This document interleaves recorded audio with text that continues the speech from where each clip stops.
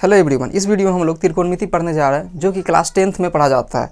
तो इस त्रिकोणमिति में हम सबसे पहले बेसिक रूल देखते हैं, इसमें क्या क्या यूज होता है, इस चैप्टर में क्या क्या प्रयोग होने वाले, उसको पहले हम ब्रीफ नॉलेज उसके बारे में ले लेते हैं। हम पूरा डीपली नहीं जाएंगे, उसका इतिहास पूरा बताने नहीं जाएंगे कि त्रिकोणमिति कहाँ से आया, कब आया, ये देखने की ज़रूरत अभी हमें नहीं है। इस चैप्टर में जितनी ज़रूरत है उतना ही हम लोग देखेंगे, ठीक है। चलिए तो बिना समय गंवाए शुरू करते हैं। तो ये त्रिकोणमिति पूरा समकोण त्रिभुज पर डिपेंड होता है, इसमें पूरा समकोण त्रिभुज पर आधारित सवाल ही आते हैं, ठीक है ना। तो सबसे पहले तो आप जान लीजिए समकोण त्रिभुज क्या होता है। समकोण त्रिभुज में ऐसा कोण जिसका एक कोण 90 डिग्री होता है उसे समकोण त्रिभुज कहते हैं। ये सब आप जानते भी होंगे, फिर भी हम बता दे रहे हैं। तो जैसा कि आप देख सकते हैं कि ये एक समकोण त्रिभुज है। जैसा कि आप देखिए ये एक समकोण त्रिभुज है जिसमें एक कोण 90 डिग्री है, और अगर थीटा यहाँ पे है, अगर थीटा यहाँ पे है तो जहाँ पे थीटा है वो आधार हो जाएगा, थीटा के सामने वाला भुजा लंब हो जाएगा और ये कर्ण हो जाएगा, ठीक है। समझ में आ गया क्या कहें? जहाँ पे थीटा होता है वो आधार होता है, थीटा के सामने वाला भुजा लंब होता है और इसको हम लोग कर्ण बोला कर। ये जो तिरछी समकोण त्रिभुज में ये जो तिरछी लाइन है इसको क्या बोलेंगे? हम लोग कर्ण बोलते हैं। और एक समकोण त्रिभुज में सबसे बड़ी भुजा कर्ण ही होती है। समझ में आ गया बात? और कर्ण को इंग्लिश में हाइपोटेनस बोलते हैं जिसको शॉर्ट में H, लंब को परपेंडिकुलर जिसको शॉर्ट में P बोलते हैं, और आधार को इंग्लिश में बेस बोलते हैं जिसको शॉर्ट में B लिखा करते हैं। आ रहा है समझ में? अब अगर इस थीटा यहाँ की जगह यहाँ आ जाए जैसा कि इसमें बताया गया है तो क्या होगा उसके बारे में हम बाद में देखेंगे। पहले इस पे आधारित जितने भी क्वेश्चन आने वाले हैं उसके बारे में हम लोग जान लेते हैं। जैसा कि अगर किसी सवाल में लंब और आधार दे दिया जाए और कर्ण निकालने को कहा जाए तो क्या करेंगे? कर्ण निकालने का फॉर्मूला होता है अंडर रूट लंब स्क्वायर प्लस आधार स्क्वायर। तो यही बात ये हम लिख देते हैं, लंब स्क्वायर प्लस आधार स्क्वायर, ठीक है। इसी को इंग्लिश में लिख सकते हैं हम लोग, कर्ण को लिखते हैं H, तो इसे लिखा जा सकता है अंडर, यहाँ और कर देते हैं। इंग्लिश में जो लोग अगर इसे लिखते हैं तो उसे कैसे लिखेंगे?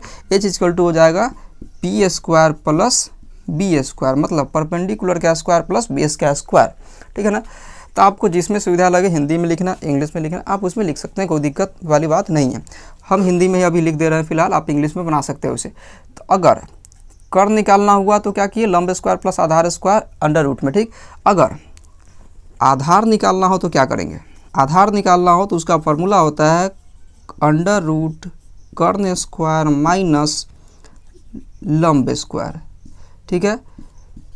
फिर अगर लंब निकालना रहे हमें तो उसके लिए क्या फार्मूला हो जाएगा? उसके लिए हो जाएगा कर्ण स्क्वायर माइनस आधार स्क्वायर, ठीक है। तो क्या हुआ? कर्ण का फार्मूला हुआ अंडर रूट लंब स्क्वायर प्लस आधार स्क्वायर, आधार निकालने का फार्मूला हुआ अंडर रूट कर्ण स्क्वायर माइनस लंब स्क्वायर, और लंब निकालने का फार्मूला हुआ अंडर रूट कर्ण स्क्वायर माइनस आधार स्क्वायर। इतनी बात समझ में आ गई। अब ये साइन थीटा और साइन सी क्या लिखे हुए हैं इसके बारे में भी बता देते हैं। अगर साइन थीटा लिखा हुआ है इसका मतलब हम लोग थीटा हमेशा यहाँ बनाते हैं जिसके आधार पर सामने वाला लंब होता है और जहाँ थीटा है वो आधार हो जाता है। समझ में आएगा? अगर कहीं कहीं पे साइन सी दे देता है, कहीं कहीं साइन ए लिखा हुआ रहता है, इसका क्या मतलब हुआ? इसका मतलब हुआ कि ये जो सी है उसी पे थीटा है, और यहाँ पर ए लिख दिया मतलब इस ए पर थीटा है, जैसा कि यहाँ दिया गया ए पे थीटा है। अब जब ए पे थीटा आ जाए, यहाँ पे थीटा हो जाए तो यहाँ पर लंब और आधार में एक यहाँ पर इंटरचेंज हो जाएगा, मतलब लंब वाला आधार हो जाएगा और आधार वाला लंब बन जाएगा। कैसे? सो देखिए, अगर ये थीटा है तो जहाँ थीटा रहता है वो आधार होता है और थीटा का सामने वाला लंब होता है, और कर्ण में कोई भी बदलाव नहीं होता। ये जो तिरछी लाइन है हमेशा वो कर्ण ही रहता है, उसमें कोई चेंजेस नहीं होती, ठीक है।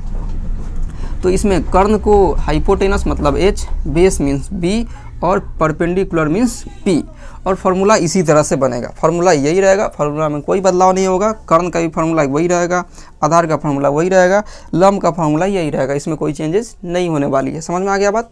अब इस त्रिकोणमिति में 6 त्रिकोणमितीय अनुपात होता है। अगर सवाल में दे दिया जाए कि त्रिकोणमितीय अनुपात ज्ञात करें तो उसे कैसे निकालेंगे, तो सो देख लीजिए। इस त्रिकोणमिति में 6 त्रिकोणमितीय अनुपात होता है। इसकी ज़रूरत नहीं, हम इसे मिटा दे रहे हैं, इसकी ज़रूरत नहीं है, तो समझने के लिए था। देखिए, sine theta, cos theta, tan theta, cot theta, sec theta, और कौशिक थीटा, ये होते हैं 6 त्रिकोणमितीय अनुपात। समझ में आ रहा बात? ये होता है 6 त्रिकोणमितीय अनुपात। अब इसका क्या फार्मूला होता है सो देखते हैं हम लोग। सबसे पहले साइन थीटा। साइन थीटा का फार्मूला होता है P/H, कॉस थीटा का होता है B/H, tan थीटा का P/B, कॉट थीटा का होता है B/P और सेक थीटा का होता है H/B और कॉसेक का H/P। ये फार्मूला होते हैं, ठीक है ना। और अगर आप इसे हिंदी में लिखना चाहें वो भी लिख सकते हैं, लेकिन ज़्यादातर इंग्लिश में ही अच्छे से याद रहता है, तो आप इसे ज़्यादा इंग्लिश में ही याद करना प्रेफर करें, ज़्यादा अच्छा रहता है। नहीं तो आगे तो आपकी मर्ज़ी, आप हिंदी में अगर आपको आसानी से याद हो रहा तो आप आसानी से हिंदी में याद कर सकते हैं, कोई दिक्कत नहीं। जैसे P मतलब क्या होता है, लंब होता है, लंब बटा H मिस होता है कर्ण, और इसी प्रकार से B मिस क्या होता है, बेस मिस आधार, तो हो जाएगा आधार बटा कर्ण। P मिस लंब होता है तो लंब बटा B मिस आधार, तो लंब बटा आधार हो जाएगा। फिर यहाँ पर B मिस आधार, आधार बटा P मिस होता है लंब, तो आधार बटा लंब हो जाएगा। फिर है H मिस कर्ण, तो यहाँ हो जाएगा कर्ण, अब बटा में बेस मिस आधार, तो यहाँ हो जाएगा आधार। लास्ट है H मिस होता है कर्ण, तो कर्ण बटा P मिस हो गया लंब, ठीक है ना। इस प्रकार से हमने क्या देखा, sine theta equal to P/H, cos theta B/H, tan theta P/B, cot theta B/P, sec theta H/B, cosec theta H/P। या आप इसे हिंदी में देखें तो साइन थीटा इक्वल टू लंब बटा कर्ण, कॉस थीटा आधार बटा कर्ण, tan थीटा इक्वल टू लंब बटा आधार, कॉट थीटा इक्वल टू आधार बटा लंब, सेक थीटा इक्वल टू कर्ण बटा आधार, कॉसेक थीटा इक्वल टू कर्ण बटा लंब। आप इस फॉर्मूला को याद कर सकते हैं। इसका कुछ ट्रिक भी होता है याद करने का, साधारण सा एक तरीका होता है। जैसे कि लोग बोला करते हैं, जैसे कि यहाँ पंडित बद्री प्रसाद, जैसे कि P से पंडित, B से बद्री, P से प्रसाद, ठीक। यहाँ पर फिर हर, फिर इससे हर, अब बोल, इस तरह से आसानी से याद हो जाता है, पंडित बद्री प्रसाद हर हर बोल, बस, ठीक है ना। तो आप इस ट्रिक को भी फॉलो कर सकते हैं याद करने के लिए, नहीं तो ऐसे तो रट ही सकते हैं, sine theta equal to P/H, cos theta B/H, tan theta P/P। अब जैसे याद कर सकते हैं आप याद कर सकते हैं ना। आप ट्रिक से याद कीजिए या जनरल याद कीजिए, कोई दिक्कत नहीं, वो तो टोटली डिपेंड आप पे है कि आप कैसे याद करते हैं, लेकिन याद हो जाना चाहिए किसी भी तरीके से, ठीक है ना। तो त्रिकोणमिति के पहले चैप्टर में आई थिंक इतने ही फार्मूला का प्रयोग होने वाला, इससे अधिक फार्मूला का यूज नहीं होगा। अगर आपने इस फार्मूला को याद कर लिया तो त्रिकोणमिति का पहला चैप्टर में कोई प्रॉब्लम नहीं होने वाली। अगर हम नेक्स्ट वीडियो में आपको बताएंगे तो उसमें कोई भी दिक्कत नहीं होगी। और जब भी आपको एग्जाम में या किसी टेस्ट में अगर त्रिकोणमिति के इस चैप्टर से सवाल आता है तो आप बड़ी आसानी से बना सकते हैं। पहले आप इसे नोट कीजिए, फिर याद कीजिए, ठीक है ना। तो हम आपसे मिलते हैं नेक्स्ट वीडियो में क्वेश्चन नंबर 1 के साथ। तब तक के लिए गुड बाय।